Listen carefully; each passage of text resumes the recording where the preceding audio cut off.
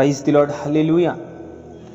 ఈ వాగ్దాన శుభోదయం అనే కార్యక్రమాన్ని వీక్షిస్తున్న మీ అందరికీ ప్రభువైన యేసుక్రీస్తు నామములో వందనాలు.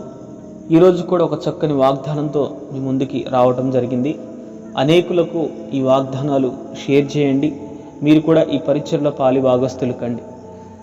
ఈరోజు ఒక వాగ్దానాన్ని మనం ధ్యానిద్దాం. కీర్తనల గ్రంథం 42వ కీర్తన 1వ చరణాన్ని కనుక మనం గమనిస్తే, ఇక్కడ కోరహు కుమారులు ఈ 42వ కీర్తన రాస్తూ ఒక మాట తెలియజేస్తున్నారు. దుప్పి నీటి వాగుల కొరకు ఆశపడినట్లు దేవా, నీ కొరకు నా ప్రాణము ఆశపడుచున్నది.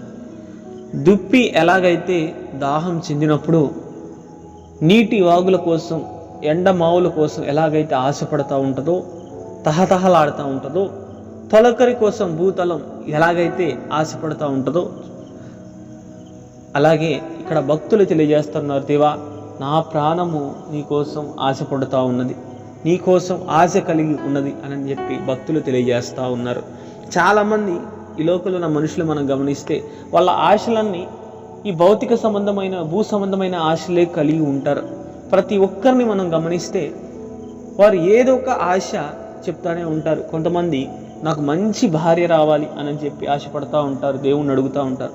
నాకు ఒక మంచి భర్త రావాలి అని ఆశపడి దేవుణ్ణి అడుగుతూ ఉంటారు. నాకు ఒక మంచి ఆహారం కావాలి, నాకు ఒక మంచి జాబ్ కావాలి, నాకు ఒక మంచి సంతానం కావాలి అని చెప్పి చాలామంది మనుషులు ఆశపడుతూ ఉంటారు.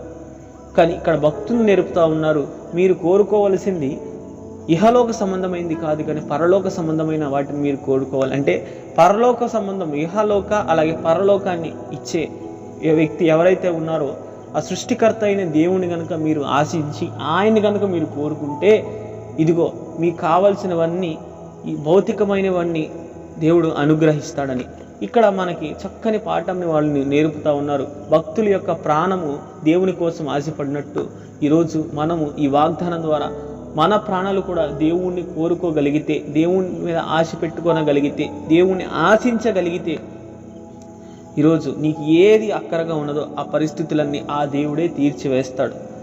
నువ్వు ఆయన ఒక్కడిని కనుక గట్టిగా పట్టుకోగలిగితే నీకు కావలసినవన్నింటినీ తీసుకొచ్చి నీ కాళ్ళ దగ్గర పెట్టగల సమర్థుడు ఆయన.